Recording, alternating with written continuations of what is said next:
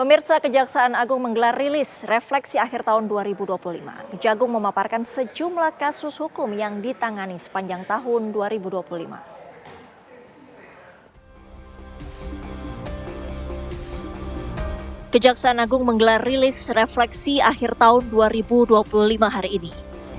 Kejagung memaparkan sejumlah kasus hukum yang ditangani sepanjang tahun 2025. Dan ada 23 kegiatan pemberantasan mafia tanah.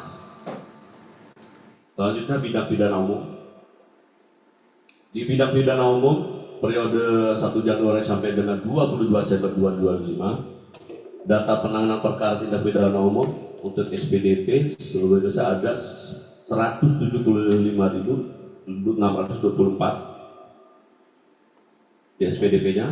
Tahap satunya ada 130.722 dan tahap 2 115 dari PN 10.208 perkara.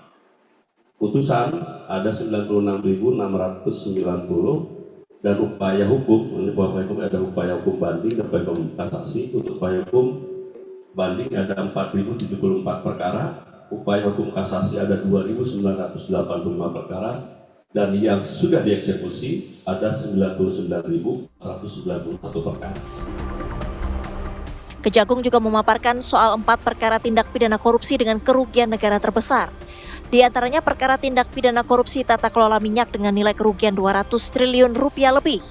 Kemudian tindak pidana korupsi di Kemendikbudristek dan kasus Ritek dengan kerugian lebih dari 1 triliun, termasuk kasus importasi gula dengan kerugian lebih dari 500 miliar rupiah.